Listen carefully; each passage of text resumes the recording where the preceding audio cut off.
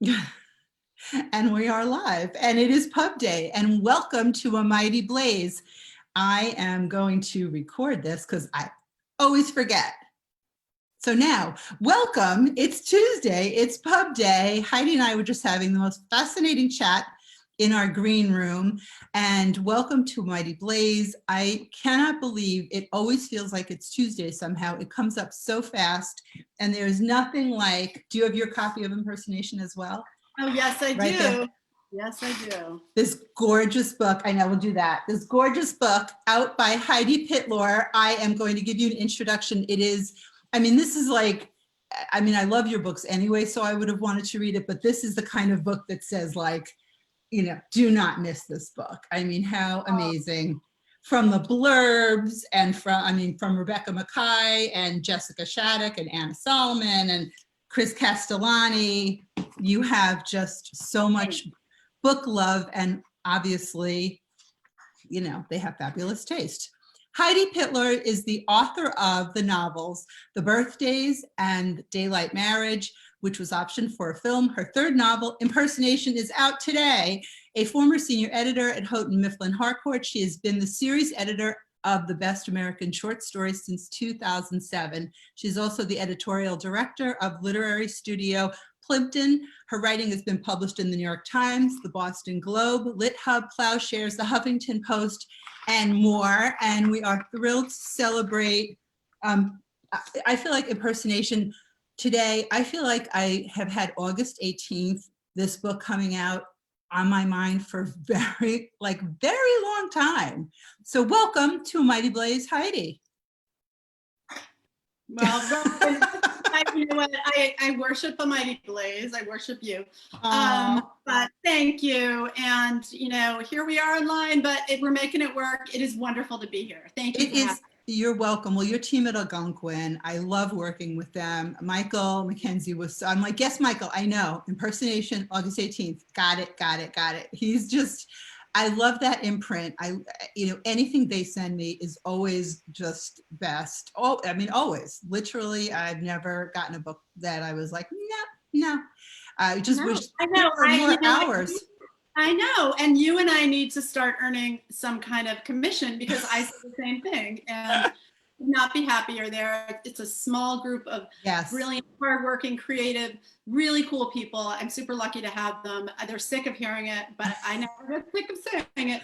And it's not even like I'm blowing smoke up something. I'm really genuine when I say that Algonquin is just, it's like a home to me. I love them. So. It is. It's always, you know, we all missed Book Expo this year, but I always love going over to their space. It was like they always had really fun stuff, and the books, it would just be like one after the other, like can't miss it, need it, got it. You know, it was like just that kind of thing. So, you know, we're all getting kind of used to this. So the emails come, it's still very exciting. And like I said, August 18th was definitely emblazoned on my mind, you know, and on the doorposts of my house and my gate or wherever that goes. I love the t-shirt, so vote. And you know what, I'm going to say that I'm going to pretend I did this on purpose because today is the centennial of the ratification of the 19th Amendment, which, you know, guaranteed women's votes. Did I know that when I ordered this? No, but it feels like some kind of thing with my book, given that what it's about. So we're going to pretend that I knew this. You're so wise, Heidi. I'm just learning all these things. And it's funny because last Tuesday I had on the author who did the gorgeous, She Votes, this gorgeous collection of 100 women artists. And actually, while she and I were chatting, Bridget Quinn, is it Bridget? Bridget Quinn, we found out about Kamala Harris live during the thing. So it was this, but I was thinking, why did the book not come out August 18th? Maybe they wanted a week jump on it or something. I don't know. It's such a beautiful book, but we just sent in our, we just know we brought them in. We did not mail them in so we could have our absentee primary ballots. So it's very, I'm very, it's a little overwhelming. So I just do what my kids tell me to do. And, you know, works, right? You know, yeah, that works. I mean, you flip the tables at some level. So talk about, all right, so the book just came out today. So of course there are there are never spoilers, but there are two women at the center of this book, both with sons. And when ghostwriting is a plot, is part of a story, I'm always fascinated. I have to know, I mean, did you ever do any ghostwriting, or, you know, how did that sort of come up as a theme? Right. Sure.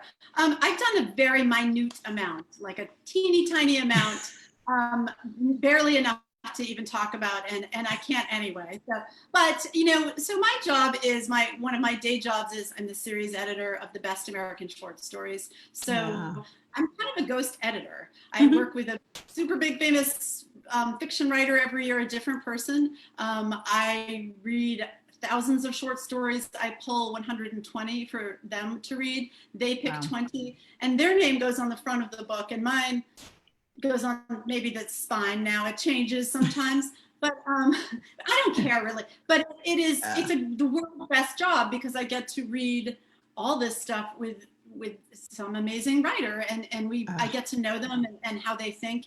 And there is some amount of, I'm anticipating what they might be thinking. You know, there's a whiff of ghost something to it, but that worker bee relationship was really interesting to me, and I kind of transferred it to a much more dramatic place, which is ghost writing, with a much more dramatic, I hope, plot involving politics and power and gender. And that's how that was my entree into this book. You got it all in there. I mean, this is a book for now. I mean, it's a book for ever, you know, it's just an enjoyable thrill, you know, to read, the kind of book that's funny and smart and just well drawn. And this is the kind of book I love. And, you know, the Reading with Robin gang knows, and a Mighty Blaze gang is getting to know what I love also. And certainly Michael knew that I would love it. But it does feel particularly timely, which some books, you know, it's been very interesting which books have come out now and feel even more like, of course they would be coming up now. And, you know, talking about your main characters, I also want to talk about the short stories, because that is an amazing gig. But if we have time for it later, or maybe when does the next collection come out? This year, November. It's a little late because of COVID. So let's talk again. I'll just keep I'll come on every day if you want. Nothing else to do, but also it's really fun. Yeah. Yeah, I know there is a lot of time. It's so funny because there is a lot of extra time for things, but somehow it's also just very busy, because I guess just reorganizing time feels different. I don't know, but yes, there's plenty of time for books. I get asked that. I'm like, well, when do you possibly read? I'm like, how often do you see me? There's plenty of hours. Plus, who can sleep with all of these things spinning around all day long? So yeah, I'm very interested in the power dynamic between these women, and what it's like to, you know, start off with sort of one sense of a job, and then, you know, life takes over, and, you know, or does it overtake, and boundaries that maybe are crossed. Maybe you could speak to that. Sure. So in this book, it is, we have our ghostwriter who's a single mom, kind of struggling financially and in a lot of ways, romantically, a lot of ways. And she gets assigned to a prominent women's rights lawyer and advocate, and her job is to write her memoir. And there is an ulterior motive going on here. This woman is being groomed to run for public office, and her image needs to be softened. So it is our ghostwriter's job to step in there and kind of become the unwitting image maker. And she doesn't, not that this woman isn't soft, this woman just kind of isn't there. She's busy, she's kind of hiding, because she's not the person that they want her to be. I don't want to give away too much, but this proves, you know, writing this book becomes the there that's not there, you know. So our narrator, it's written in first person, Allie, who is our ghostwriter, is writing this memoir of motherhood and of feminism, and it's kind of an advice book for parents of boys, how to raise basically a woke boy. And she's trying to do it herself, and she's realizing it's harder than she thought to write the book and to do the thing.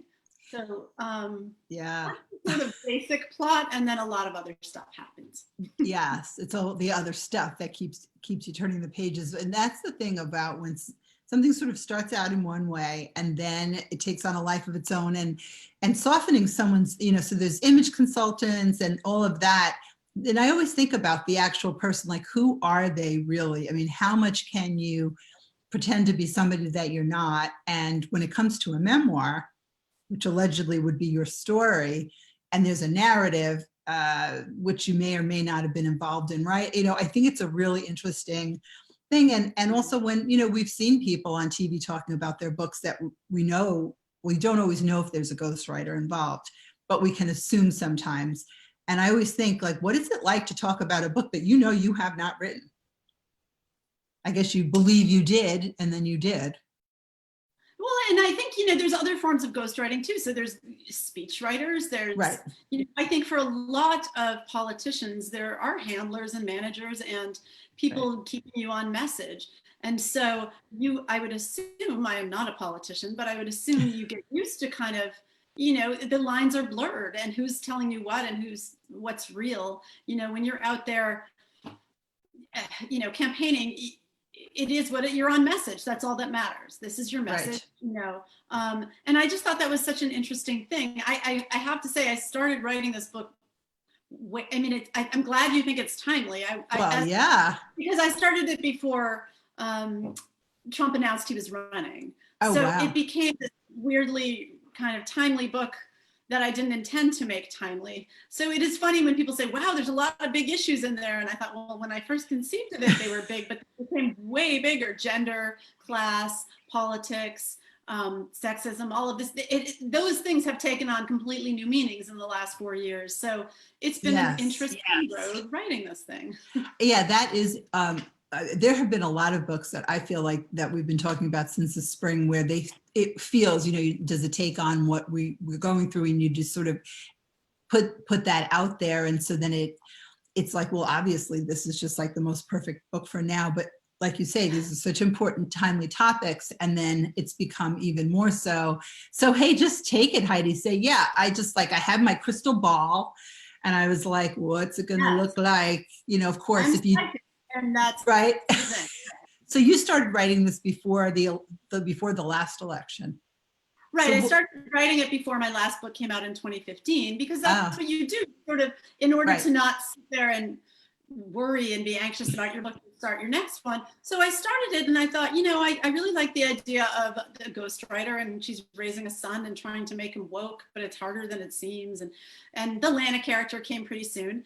And then the election happened and everything else happened. And it started to feel like, I don't know how to write this thing anymore, because I wanted it set in the present moment. Mm-hmm. So for a while there was no mention of any of the present moment, but then that came to feel disingenuous. There's no way to write a book set anytime over the past 5 years without mentioning certain people, certain movements, and right. I did try to keep them in their place, and I did. This is not a book about them; it's a book about sort of larger ideas and these smaller characters. And I wanted to, it was a challenge to keep the certain people and the certain government, to a small part. I brought it as a backdrop, which it is, I think. And I hope I struck the right balance. This is a book that's not You certainly did. Of course, it's unfortunate that there won't be really like this campaigning that we've done. Otherwise, we could have just all been out there going, vote for Heidi. Like you could still do that. There won't be crowds of people, but you could have a really fun campaign message and sort of tie it all in. You got your T-shirt on there, and you could just do some like messaging. And I don't know. I think I should do that for the paperback, Robin. Would you help me? Absolutely. There's nothing I love more than giving ideas and then watching them fall. I think that it's, we know there are a lot of books, and when things sort of strike a chord, go for it. I'll campaign for my book. I am not above it. Vote for Impersonation. And just even the title. And I love fabulous one-word titles for books. Oh, I do too. I have to say, thank you. That's good to hear. I really do. Oh, and visit HeidiPitlor.com for information about the books, the tour. Oh, tonight, where are you gonna, you have an event tonight? Our Where's? bookstore with Joanna Rakoff, and Oh, nice. we have events all this week. So go to HeidiPitlor.com. There's links there. It's easy. Please, I don't want to just read to my family. It's going to be really mad at me. And is family still the best audience, or has that gotten old? Yeah, no, they don't want to do. My kids are done. Everyone's done with me. You know, they're like, okay, I will tune in. But it's better when you have real readers, which hopefully I will get to. But you know, no, it starts to feel like a mini bat mitzvah after a while when you publish a book, because it's like your aunts, your uncles. It's a little bit of a duty for them, and you feel it, and you're grateful, and they want to be there, but. They do. They really do. I love when I host an author and I see, you know, when it's on Crowdcast, whatever, and I can see the names, or on Facebook and I see family names, or I know, you know, it's, and where their comments, because they are so proud, just like at a bat mitzvah. And you know, there's none of that awkwardness, but go to Heidi, well, less of it, right, at this age, you know. Not that it's an age, but it's not 13, but it's go to HeidiPitlor.com. And you talk about the boys and raising woke boys. And it's interesting. I mean, my son is old by now, and it isn't really something, I have one of each, but I know knowingly raise them differently, or, you know, you're a different person at different times, depending on who's older, who's younger, what's going on in the house, the family, and all of that. But it's interesting to me watching, you know, people raising boys now. You know, of course, I'm like, what did I do? I'm pretty proud of him though, so I must have done some woking without realizing it. I don't know. I bet you did, you know. I guess. But what do your characters feel, you know, is something that is especially meaningful, or how do they, again, without giving things away, and also talk about a little bit about the two boys and their interaction, or, you know, where they connect. Right. Okay. So what do the characters feel is meaningful? Well, I would say that both Lana and Allie are feminists. They believe that women should be paid what men should be paid, that women should have the same access to work and healthcare that men should have. So I you know, I don't see that as radical. Some people might. So that's what the characters believe in. And then I think that the boys, so Allie, the ghostwriter's son, whose name is Cass, is younger. He's 4. So she's, you know, dealing with different issues. Lana's son is 13. He's starting to be on with his friends. And he also is a little bit of a mystery character that we don't see much of, because he's, you know, there's something being a little bit kept away, which I will not tell readers. You have to read it to find out. But Cass, you do feel a lot of, so you see a lot of this 4-year-old learning, you know, talking about having his feelings hurt at preschool, or if he doesn't know this superhero, he's embarrassed, or he doesn't want to wrestle, then he's mocked or something. So it comes out in that way.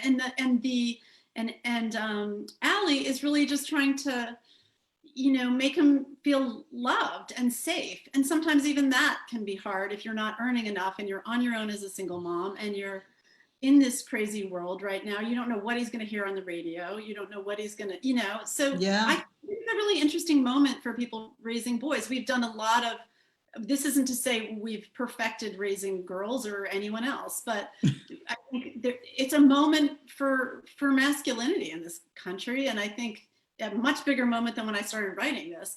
And I think it's a really interesting thing to explore in fiction, and to kind of play with and satirize, I should say. I mean, it is partially a satire, this book. So there's just, it really writes itself at some point. I mean, toxic masculinity, that is a bit of a buzzword or whatever, but I think it's still thriving in some parts, and it's really fun to make fun of. Yes. Well, that's the best. So, that's the best. I mean, just reading something and, you know, getting where it's coming from, and understanding that it's poking fun, and really having conversations through fiction, to me, it's such a way in, and it does allow for so many of these conversations. And, for kids now too, I mean, as far as being socialized and the way they're being socialized, I mean, this, please, dear God, can't go on forever, but, there's a window for children, and puppies to be socialized properly. So, do wonder what's going to happen with this group, and when we're going to see that. And people are very creative and doing their best. And I see, some of my neighbors with the kids, and they're all sort of spaced out, but I guess you can't get into a physical fight with someone if you can't be near them. That's a good, that's a good that's thing. the silver lining of COVID. That's true. Right? You can't do that. So they're going to have to become much more creative. Yeah, they are, but I think there's also something about touch and, for boys too, that is necessary, and to learn to touch each other safely, that one thing doesn't mean another, and what does consent mean, and all this stuff. So yeah, COVID I could do. We all could do about it. We could all, I do think about some of the fallout, and I think about it in terms of stories. And like you say, when you start writing a book, and then it comes out now, I mean, or you watch a movie or anything, and I'm like, wow, that's shocking. They're all sitting together, or, and you read a section in a book. Weird, right? Or they get high fives and hugs, and it's like, whoa, no, hey, stop. Right. Didn't you guys hear that? Right. It's such an interesting thing. So it's almost like, for me, I read the book outside of the scope of COVID, which is impossible to really do, but it's almost like I don't want it to permanently seep in enough to ruin what is, the joy of a story, of a movie, of being with friends, of all of that. And we don't know, so time will tell. Yeah, I like that. That's great. I like that. Yeah. Yeah, it's a little bit of a delusionary take on things, but I think, right, sort of gets you through. And I'm chatting. Delusion, right? Yes. Oh, absolutely. That and a lot of coffee. I'm chatting with Heidi Pitlor. Impersonation is out today, and visit HeidiPitlor.com and visit with all her relatives and her friends at all of her events, and tell your friends. And all of these book events, to me, it's such an opportunity to get to hear from more authors, learn about more books. And we've been doing it for a lot of months, and from what I'm hearing from readers, they just can't get enough. They're loving it, and they're being, exposed to more writers, more books. I'm looking at some of yours behind you. Are any of the ones on your shelves there new ones that you're reading, or? Oh my gosh, these might be older ones. So much of my work is reading short stories, and I do some other editing, but don't put me on the spot at all. No. Okay, here's a good one, The Weight of Ink by Rachel Kadish, who's I have to say, a friend of mine. A beautiful Loved book. it was beautiful. That's on the newer side. These are old ones that I used to edit. We're just gonna go with that one right now. Yes, I love that. I mean, Kadish, beautiful book, smart, engrossing. It will remove you from COVID for a while. A good long one. Such a smart, meaty read. And we hosted her at the series. Good. Three years ago. I don't remember. I think maybe 3 years ago, or maybe 2 years. Whenever it came out in hardcover. Yeah, in a couple of years. Right. Long time. Is she working on something new? She must be. I think she is. Yeah. All of us in our little holes working away. Is that what today is a beautiful day. Do you like to write in? Do you go out? Is there any place that's like safe to you to do work? So right now I'm in a weird with COVID, and I've got a lot of work on my plate. I'm taking a little break. Nice. We'll come back to it. And I have no idea where I will write. I think usually I just kind of write, at one place I do love to write is libraries. Mm-hmm. So whatever's open then. Right. But I don't know why I love that. There's something about it I like being out with people, but it being quiet. So I can't do the coffee shop, but this is my office. I have a place I work here. My dog's sitting over there. Oh, it's really nice. Is he or she sleeping, or? He's sleeping, and then and you can't see it because you'll see the mess. That's the rest of my office. This is a nice little spot. Well, you have to, that's all you need, Heidi, is a nice little spot. And it's funny, I was telling Heidi, I was on with Crowdcast Help last night. Ooh, they don't really do that, but I was. And my pup was right here sleeping. And I said to him, I'm like, oh my God, do you want to see the cutest thing ever? And the guy's not a dog person. I'm No, like, he didn't really care. I'm like, well, yeah, he's sleeping and it's so cute. You just must look. He humored me, but I was like, you know, the dogs and the cats we've met through COVID have been definitely a high point. How are you not a dog person? What's wrong with him? I don't know, but he was a tech person. So I counted myself as very lucky and happy. Good enough. But yeah, but I was like, really? Don't you want? And then I gave him a second look because I was like, it's just so cute. I will tell you, so one event I do this series of talks at the Mount. This is the last time I will pitch them, although probably not. No, please. And I have one coming up. I have one coming up with Curtis Sittenfeld on August 24th. And then I have one where I'm just going to talk about impersonation with my editor, Kathy Porries. And we are going to bring our dogs. It's a benefit sort of for the Edith Wharton House. And she was a big dog fanatic. So Kathy has two big, crazy, adorable puppies. I have a small rescue who's a little more chill, but tune in for that one. It should be fun. So when is that one? August? Did you say? Oh God, September something. It's on HeidiPitlor.com. Okay, so go to HeidiPitlor.com and find out. Oh, I love that. So will they just sort of sit and watch and just? Yeah, I don't know. I might like even put a silly outfit on him. I feel like I'm gonna. I've lost my mind in COVID. Who hasn't? Maybe he'll act out scenes from impersonation. We don't know yet. It could go any way. I love that. Well, it works on the title level, on the, between the two women, just the idea of poking some fun, some much needed fun, and just a joy to read. I mean, that's the thing, just like to sit down with a short, what I call a sure thing. And it's impersonation out by Algonquin today. Go to HeidiPitlor.com and see your dog sometime in September, and your editors as well. And I'll look forward to chatting with you then in November or whenever you're ready to talk about short stories. So that sounds great. Thank you, Robin. Happy Pub Day. So nice to spend Pub Day. And again, very cool t-shirt. It all works. And A Mighty Blaze is so excited. We just love sharing these fabulous books. Well, you guys are doing great things. Thank you so much. You're helping out. We love it. We even get to read. That's the good part. That's the best part, right? Somehow we're still managing that. And yeah, here we are all these months later, and we'll just be here on Tuesdays, bringing the new books and all week long with all of the segments that A Mighty Blaze is doing. So enjoy and have fun tonight. And, all best on your bat mitzvah. Thank you so much, Mazel. Mazel tov. Bye.